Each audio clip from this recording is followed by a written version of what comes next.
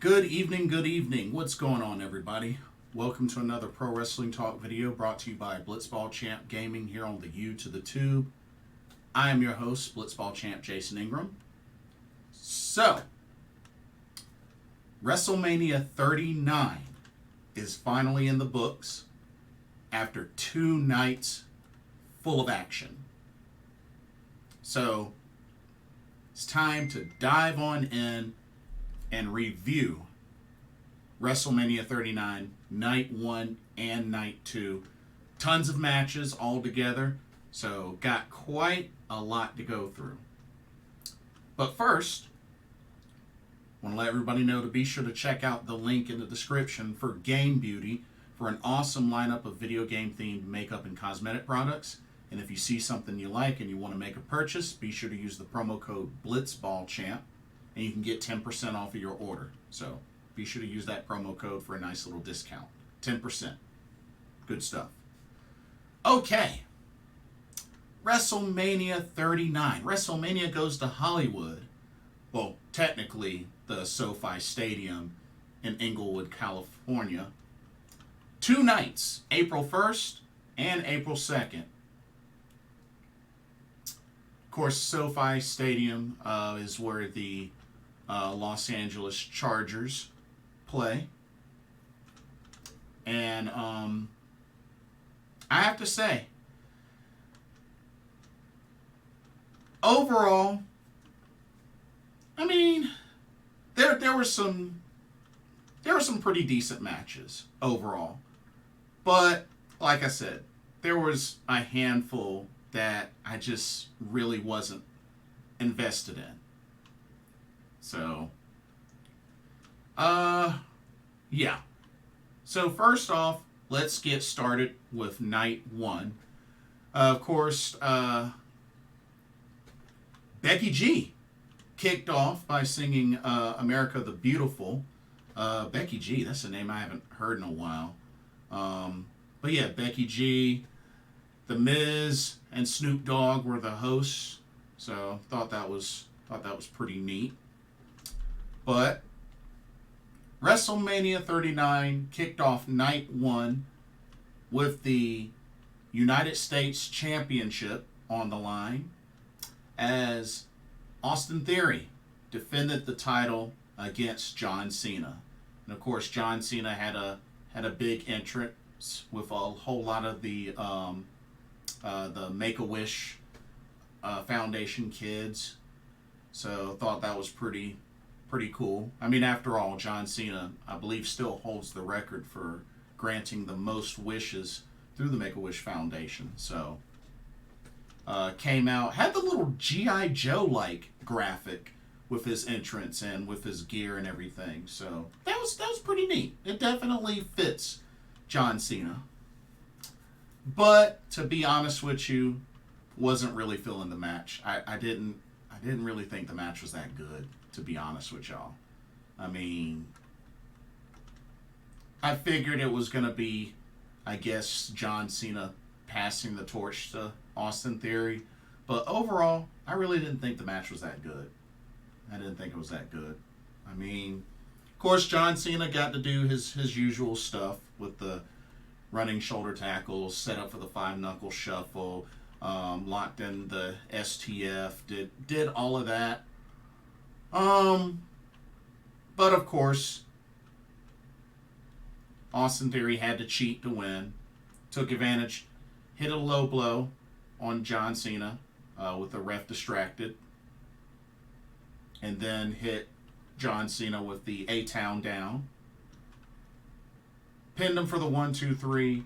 And Austin Theory retains the United States Championship.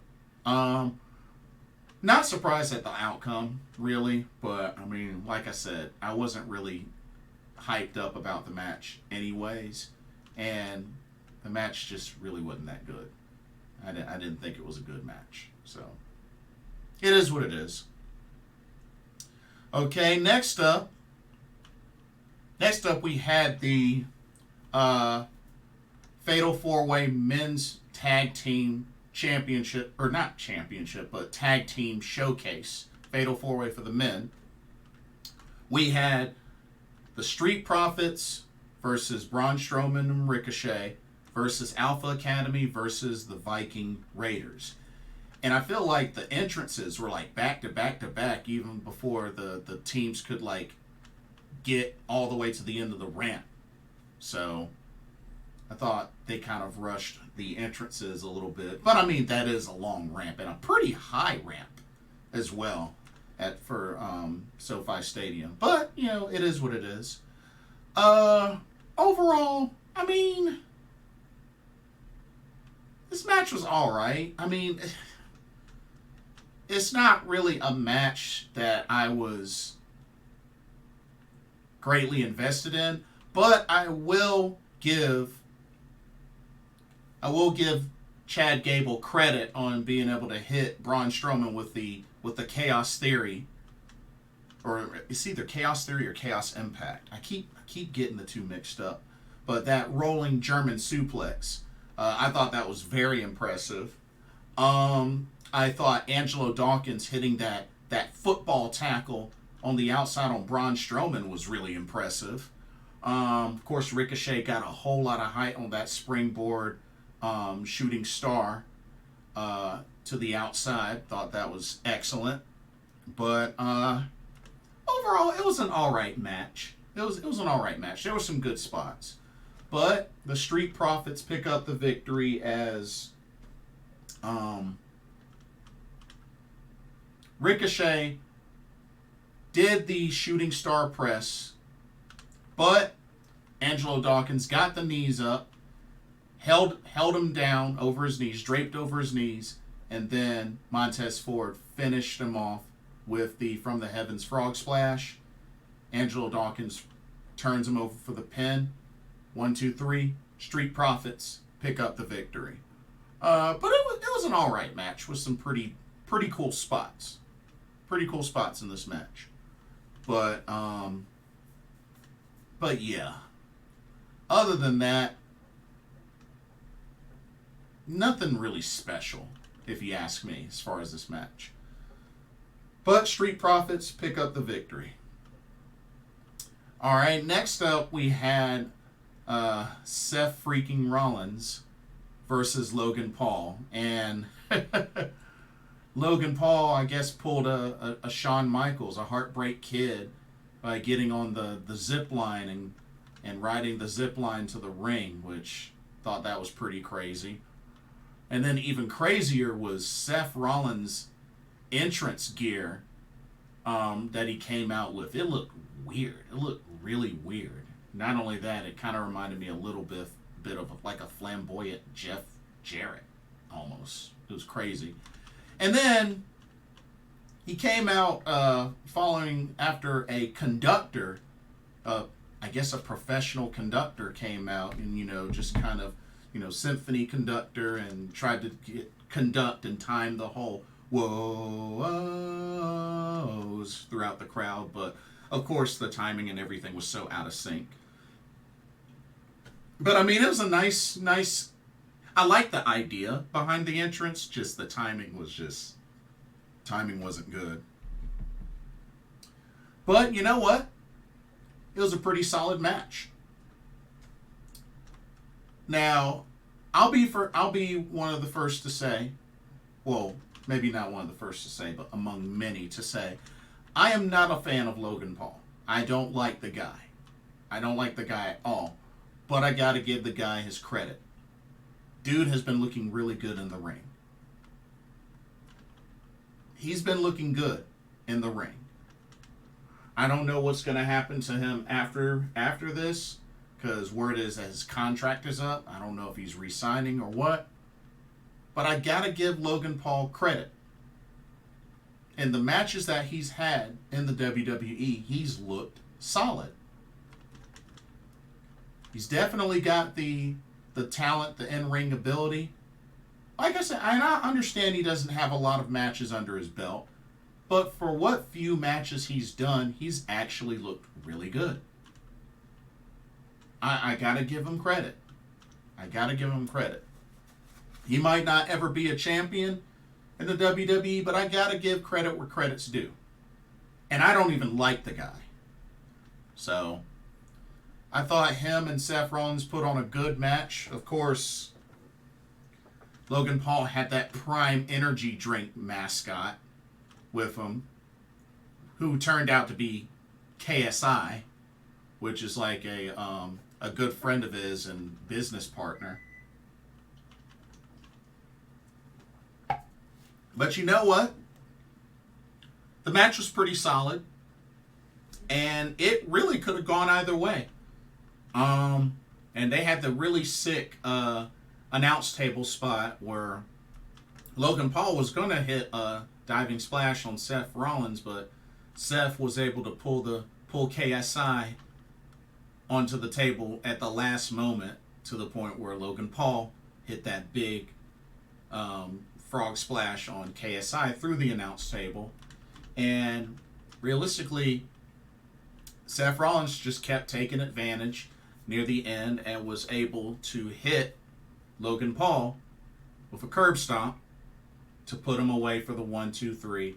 And Seth Rollins defeats Logan Paul on his birthday at WrestleMania 39. So, good stuff there for Seth Rollins. Was able to really get revenge for the number of times he got knocked out by Logan Paul. Logan Paul eliminating him in the Royal Rumble. So, Seth Rollins was able to get his revenge tonight, night one, WrestleMania 39. So, good stuff there. And like I said, I guess we'll see what happens with Logan Paul. I don't know if he's going to re-sign or if that's a wrap or what. Guess we'll find out soon. All right, next up we had the ladies trios match, as we had Damage Control, Bayley, Io Sky, Dakota Kai, taking on Trish Stratus, Becky Lynch, and Lita. I gotta keep it real with y'all. There were a few decent spots, especially from Io Sky, you know, with the moonsault and the springboard drop kick and all that. But I gotta keep it real with y'all. And Trish Stratus had the avalanche stratosphere from the turnbuckle to the outside. That was pretty cool. That was probably like maybe the best or second best spot of the whole match. But I gotta keep it real with y'all. I didn't think this match was good at all. I didn't think this match was good. Lita, Amy Dumas, I love you. You're a WWE Hall of Famer. Definitely, you're an excellent wrestler, a great champion. But I just don't think Lita has it anymore. You know, I felt like she looked really sloppy in this match. You know, I love Lita. Don't get me wrong, y'all. I love Lita. I was a big fan of Lita. Especially Team Extreme. Oh, I loved Team Extreme. The Hardy Boys and Lita, they were a great trio. But I gotta keep it real with y'all.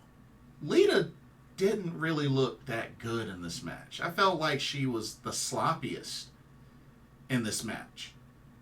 And Trish, I mean, you know, Trish did a little something, but it's like,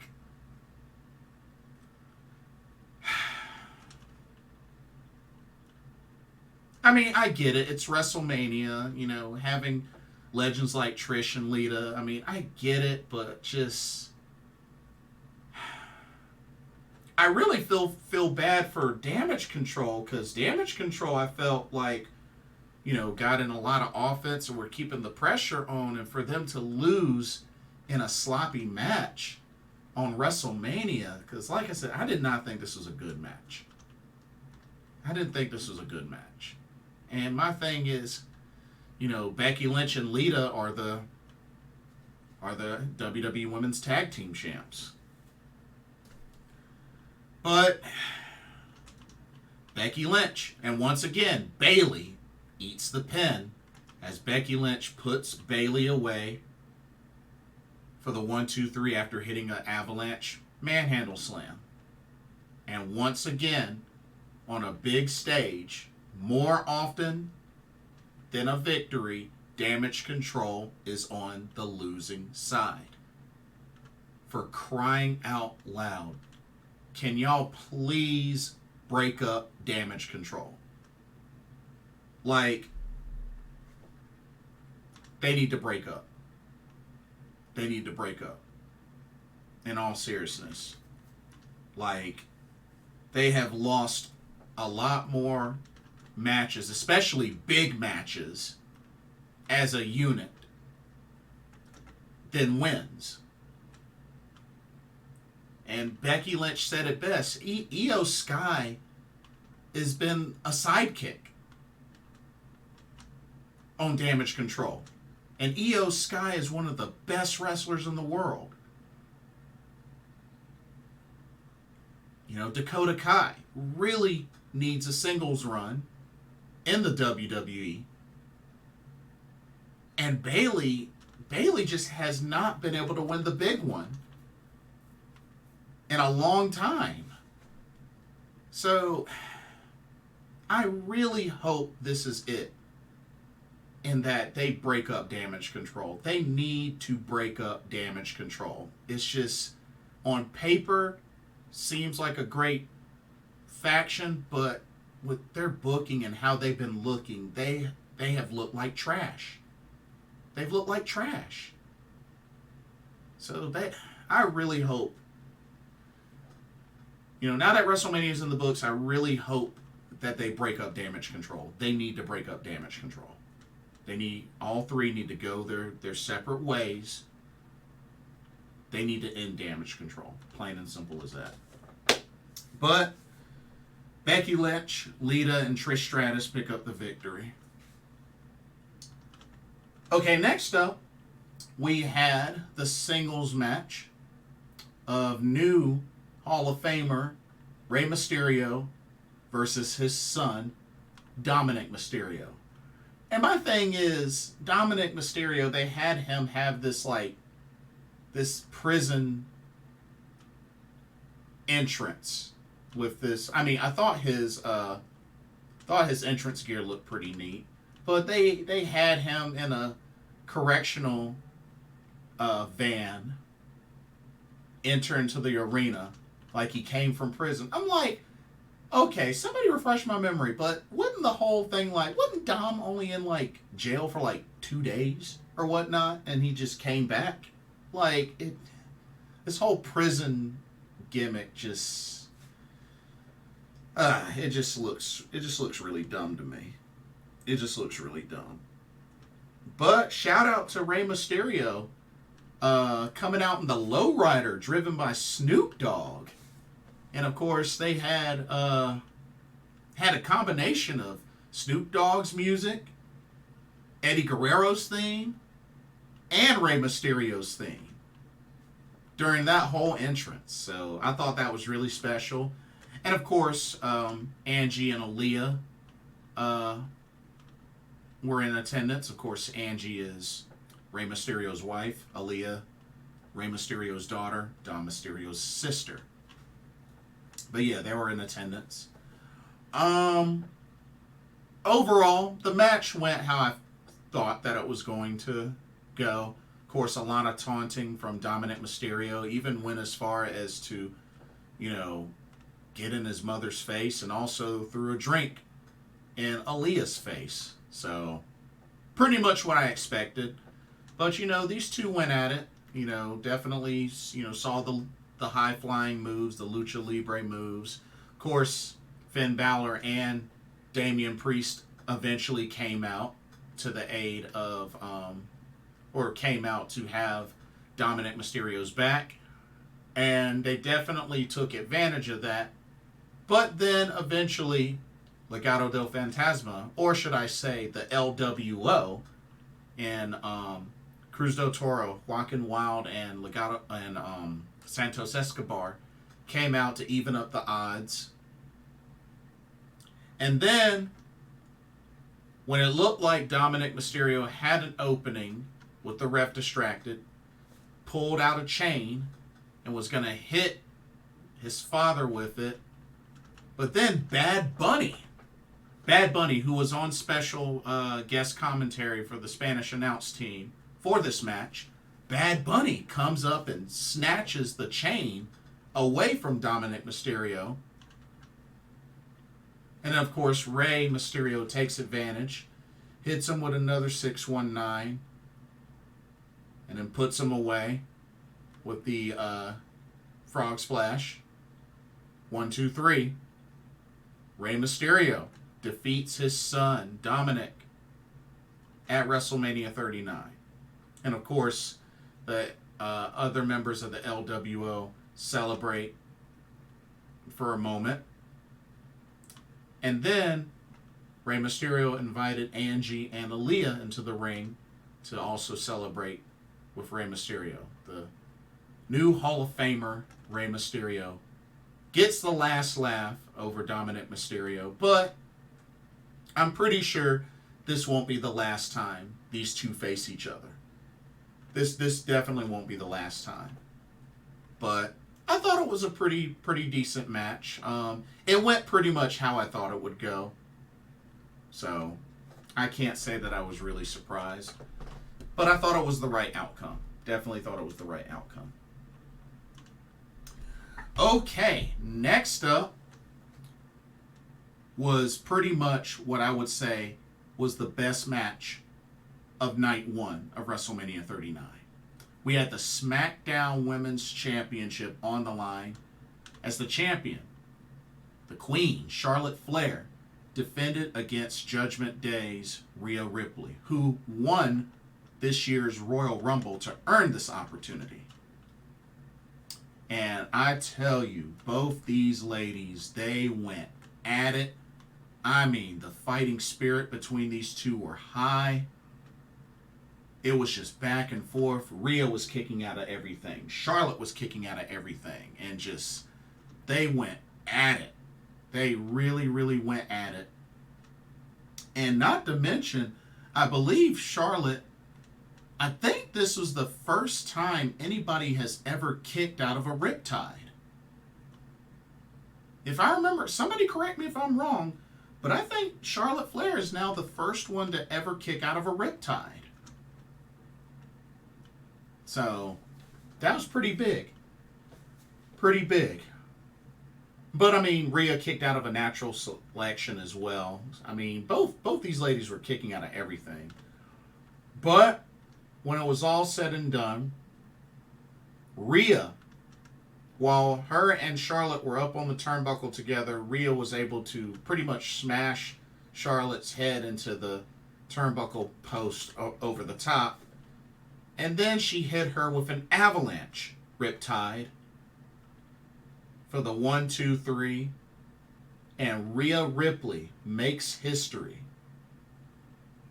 at WrestleMania 39, becoming the new SmackDown Women's Champion.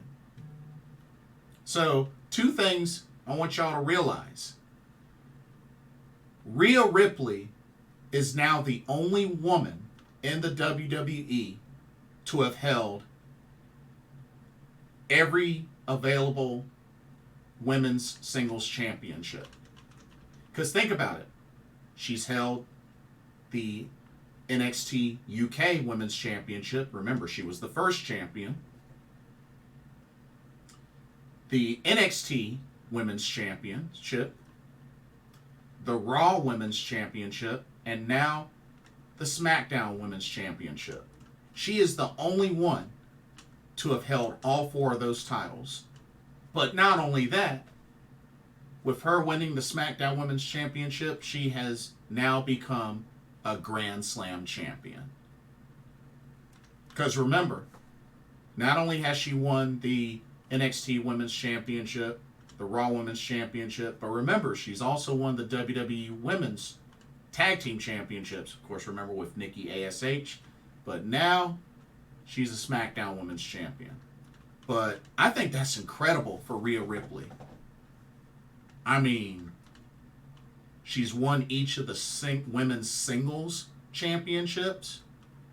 And she's a Grand Slam champion now. That's crazy. But what a career Rhea Ripley has been having in the WWE. And she's only like, what, 26 years old? Still young. Still very young. But Rhea Ripley, your new SmackDown Women's Champion. And I could see her having a good, decent run. I really do. She's been booked really strong ever since joining Judgment Day. Not that she wasn't booked strong before, but even more dangerous with Judgment Day. So, congratulations to Rhea Ripley. Okay, we had a segment with Pat McAfee returning and confronting The Miz. And, of course, Snoop Dogg was there because The Miz, it was suggested by Snoop Dogg that The Miz have a match, an open challenge. Pat McAfee shows up, accepts. Snoop Dogg makes the match. They got a ref. And, yeah, Pat McAfee pretty much squashed The Miz. The Miz really didn't get much of any offense. But George Kittle was able to get a little bit in with a clothesline after being shoved by The Miz. George Kittle, who was pretty much in the front row. George Kittle, for those that don't know, tight end for the San Francisco 49ers. Came in, clotheslined The Miz, and then, celebrated with Pat McAfee, rolled The Miz back into the ring. Pat McAfee eventually put away The Miz with a punt kick. After all, he was a punter. Covered him for the 1-2-3. And Pat McAfee returns at WrestleMania 39 with a big victory over The Miz, who was one of the hosts of WrestleMania 39. But that was a nice little segment, I guess. Didn't really expect it, but I like Pat McAfee, so it's cool. And then we had the main event of night one, which I thought was going to be the SmackDown Women's Championship match, but the main event of night one ended up being for the WWE Undisputed Tag Team Championships, as the champs, the Ones, the Usos, defended against Sami Zayn and Kevin Owens. Of course,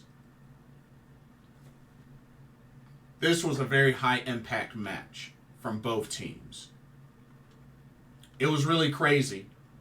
There were so many super kicks in this match. It was just, man, I lost count. I lost count on number of super kicks, but there were so many super kicks in this match. But it was another situation where both teams were kicking out of everything. Kicking out of the pop-up power bombs, the stunners, the haluva kicks, the Uso splashes, the 1Ds, the double Uso splash. I mean, both these teams were kicking out of everything. It was crazy. It was really, really crazy. But when it was all said and done, pretty much Sami Zayn and Kevin Owens had just a little bit more left in the reserve tank where they were able to get the upper hand. Sami Zayn gave not one, not two, but 3 haluva kicks to Jey Uso. Then pinned him for the 1-2-3. And Sami Zayn and Kevin Owens are your new WWE Undisputed Tag Team Champions. The run of the Usos has finally ended. And it was just like I said before, the fall of the bloodline is going to start through the Usos. And sure enough, Usos lost their titles. Roman Reigns is the only one left. So there you go. But yeah, that was night one. But so far, some pretty decent matches. Like I said, the SmackDown Women's Championship match was my favorite of night one. Was definitely my favorite of night one.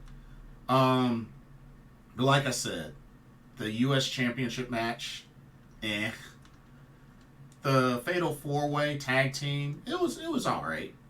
Seth Rollins, Logan Paul was pretty good. You know, give credit where credit's due for Logan Paul. You know, showed up, showed out. The women's trios match, Ray and Dom, pretty good. Of course, SmackDown Women's title was my favorite. And, you know, Pat McAfee, The Miz, I mean, it was pretty much a squash. So, I mean, not a crazy match. But, I mean, like I said, I like Pat McAfee. So, I can be a little bit forgiving. And then the main event. The main event was solid. It was just full of super kicks. I thought they got a little crazy on the super kicks. But yeah, that is night one of WrestleMania 39. So let's go ahead and transition into night two. So night two started off with the singles match between Omos and Brock Lesnar. Of course, Omos accompanied by MVP. Yeah, trash match. I mean, pretty much all that happened in this match was pretty much what I expected to happen. But, I mean, this wasn't a match that I was invested in from the get-go. So, honestly, I see it as a match that they opened up with the pee break. They opened up with a pee break match, pretty much. But Lesnar, Omos, trash match. But Brock Lesnar was able to put away Omos, hitting him with the F5, and then covering him for the 1-2-3. Match wasn't long. So, I mean, well, but I guess they opened up with it so they could get it over with. So, I guess I can't really blame them. But, trash match. Next up, we had the Fatal 4-Way Women's Showcase Tag Team match. We had the team of Raquel Rodriguez and Liv Morgan versus Natalya and Shotzi versus Sonya Deville and Chelsea Green versus Ronda Rousey and Shayna Baszler. Already on paper, this match just... I mean, you got 3 random tag teams. I mean, at least Ronda Rousey, Shayna Baszler at least makes sense. They know each other. They're friends. They both have fought in the UFC. But the other 3 tag teams make 1,000,000% no sense and are random. So, honestly, I really felt like this was a waste of a match. Which, I mean, there were some alright spots. There were some alright spots in the match, but honestly, this was a waste. And what made it even, you know, more worse and unfortunate is, you know, Shayna Baszler got hurt near the end. It looked like, I don't know if she rolled her ankle or whatnot, but she got back into the ring and only had on one leg pad and boot. And then her other foot, I think it was her left foot that was showing. But yeah, I think she rolled her ankle or something. I'm not sure exactly what happened. But Ronda Rousey was able to pick up the victory for her and Shayna after making Shotzi tap out to that signature or that finishing armbar she likes to do. But But yeah, it just really seemed like a waste of a match, in all honesty, because, like I said, 3 of the teams are just random tag teams. And that's the only thing why just a women's tag team division at WWE, like, not even at AEW, is just really exists. It doesn't exist. So, that's my thing with that. Next up, we had pretty much what I felt like the best match of night 2. The triple threat for the Intercontinental Championship, as Gunther defended against Drew McIntyre and Sheamus. Of course, this was a very, excuse me, this was a very hard-hitting triple threat match. And honestly, it was action-packed, hard-hitting from start to finish. I mean, the whelps that were appearing on Sheamus and Gunther, and even Drew McIntyre from all the chops and everything, just, it was a great match. Heavily offensive from all 3 competitors. I mean, they were hitting each other with everything. I mean, we saw brogue kicks, we saw claymores, future shocks, white noise, Celtic cross. Even Gunther did the diving splash.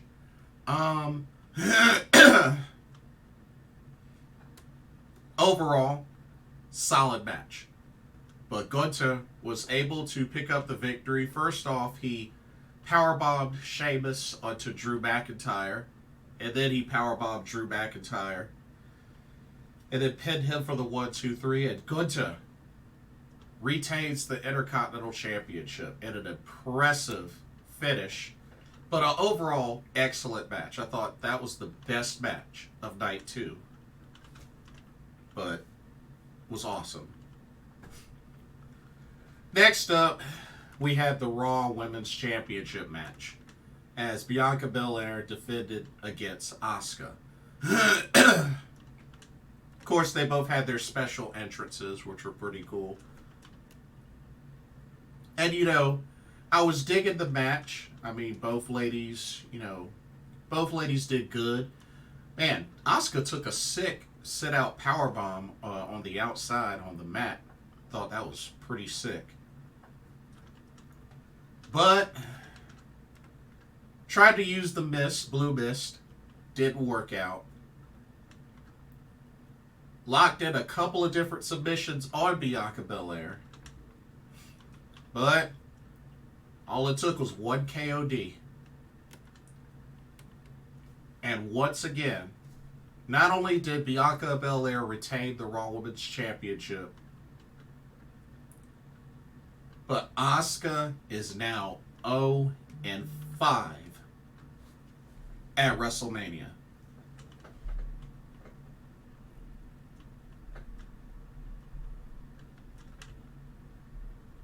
Like,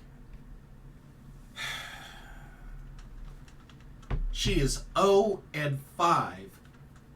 at WrestleMania now. Because remember, WrestleMania 34 lost to Charlotte after winning the Royal Rumble, the first Women's Royal Rumble. WrestleMania 35, they had that big battle royal that Carmella ended up winning. She got eliminated by Sarah Logan. WrestleMania 36, her and Kairi, the Kabuki Warriors, lost the tag team titles to Alexa Bliss and Nikki Cross. Fast forward to WrestleMania 37, she was the Raw Women's Champion, lost to Rhea Ripley. And now WrestleMania 39, won the Elimination Chamber, lost to Bianca Belair. Even after coming back with the Kana gimmick, or at least that's what the idea was supposed to be. and yet still loses.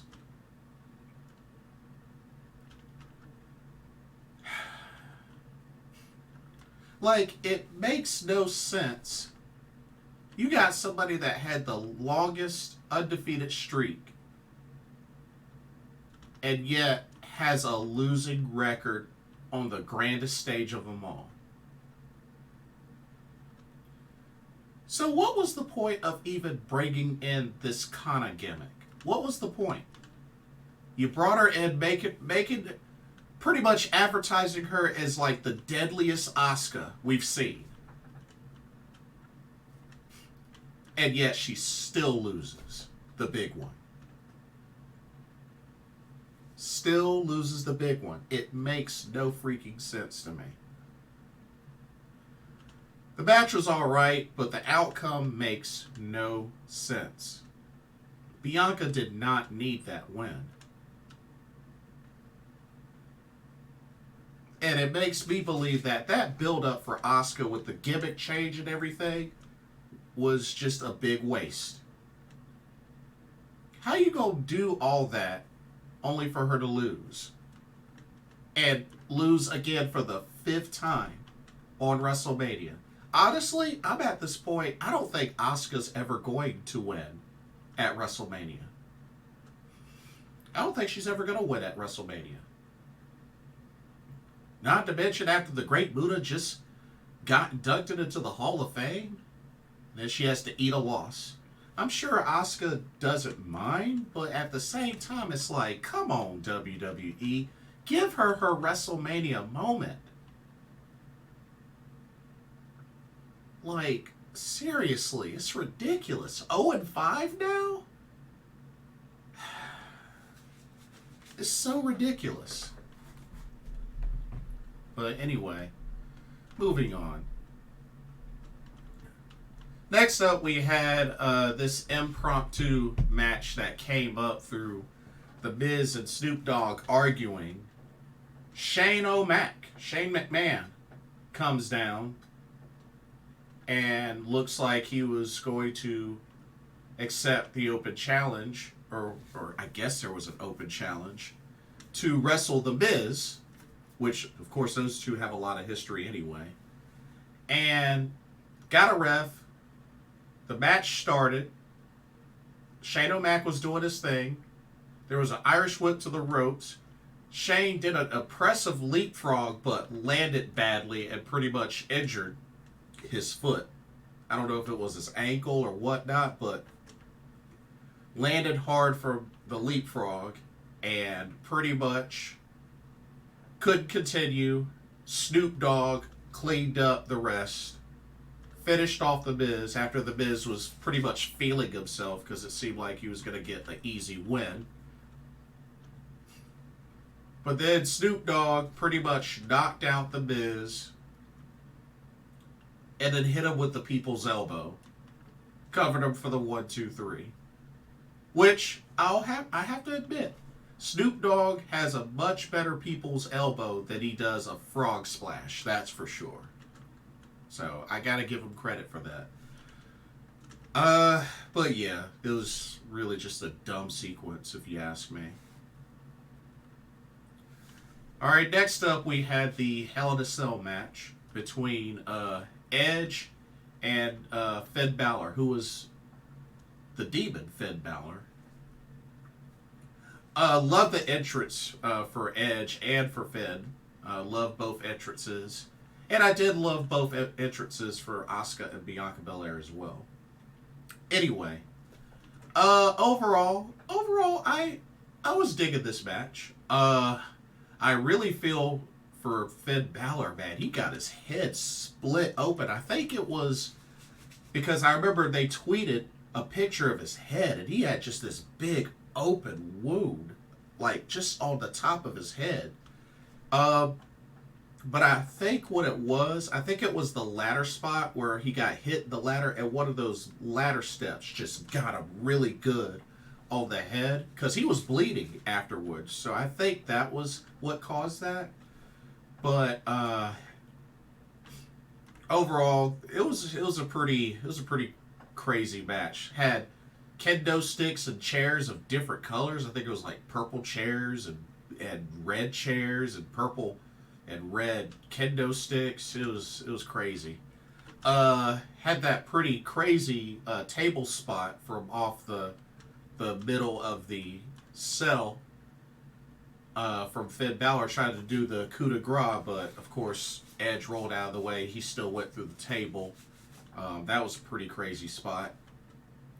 But despite being Demon Finn Balor, Edge still was able to come away with the victory after hitting him with a self-inflicted concerto, or not self-inflicted, but just a concerto to Finn Balor, covered him up for the 1, 2, 3, and Edge wins the Hell in a Cell match over Finn Balor, and I believe this makes 3 times now that Finn Balor has lost in the WWE as the Demon. Because remember, he lost to Samoa Joe in NXT. He's lost to Roman Reigns on the main roster. Remember when, the rope and turnbuckle snapped when he was on it? And then tonight against Edge. So, did not really expect that. Did not expect that at all. I honestly thought Finn was going to win, but yeah. And then the main event came down to the WWE Undisputed Championship. The Undisputed Universal Championship. As Roman Reigns defends against Cody Rhodes. And what I thought was going to be Cody Rhodes' moment, which the match was good. The match was good. Solo Sikoa interfered. Then he got ejected. And the match was just back and forth. I mean, they both traded finishers and signatures. Like, it definitely was going the way I thought it would at that moment. Then, once again, the ref goes down. The Usos end up interfering. And then Sami Zayn, Kevin Owens come in to even the odds. And it really looked like Cody Rhodes was about to finish off Roman Reigns with a hat-trick crossroads. And he even got in a bionic elbow as a tribute to his father. But just as he was going to hit a third crossroads, back comes Solo Sikoa with a hoodie on, hits a Samoan spike on Cody Rhodes. That gives Roman Reigns the opening to hit one more spear. And he covers Cody for the 1, 2, 3, and Roman Reigns, still your champ. So at this point, I am convinced that they are going to let him reach 1,000 days. And then a friend of mine even mentioned this one point. Could Roman Reigns actually beat Bruno Sammartino's record?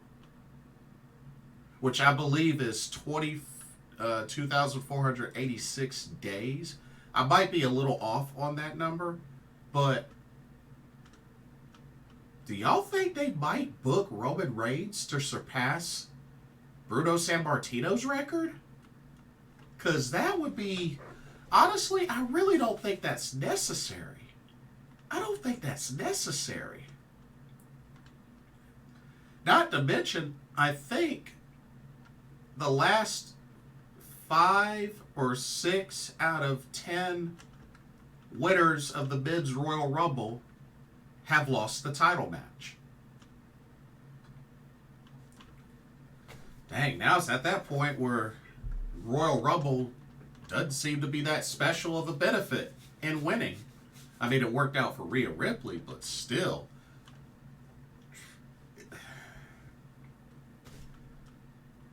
I mean, they pushed Cody to the moon. He beat Solo Sikoa. He won the Royal Rumble. And then come to this. and he loses. So, yeah, I guess Roman is going to hit the 1,000 days as champion. But, I mean, where do they really go from here? Where do they go from here? I guess we'll have to wait and see. But overall, WrestleMania 39 was, I mean, it was okay, but it could have really been so much better. It could have been so much better. And honestly, Asuka losing, that just really rubbed me the wrong way. Out of everything else, that loss rubbed me the wrong way. Because she has no business being 0-5 in matches at WrestleMania. That's ridiculous. But, yeah. We'll see what happens. But, WrestleMania 39, there was a few good matches, but overall. But anyway, that's it for WrestleMania. WrestleMania 39's in the books. We'll see what happens. As the new season starts. But that's all for this video. Don't forget to check out Game Beauty while you're at it. And let me know what y'all's thoughts are. What did y'all think of WrestleMania 39? Did you like both nights, only one of the nights, or none of the nights? Honestly, what did y'all think of the outcomes of these matches? And I think they hit over 80,000 plus attendance the first night and over 81,000 the second night. So I thought that was kind of interesting. But yeah, let me know what y'all's thoughts are. Don't forget to like, comment, subscribe, hit that notification bell while you're at it. I do apologize, I'm a little congested, but hopefully I can take care of that. But anyway, thank y'all so much for watching. For another Pro Wrestling Talk video brought to you by Blitzball Champ Gaming here on the U to the Tube, I'm your host, Jason Ingram. Hope everybody has a blessed week, and I will see y'all in the next video. Take care. Peace out.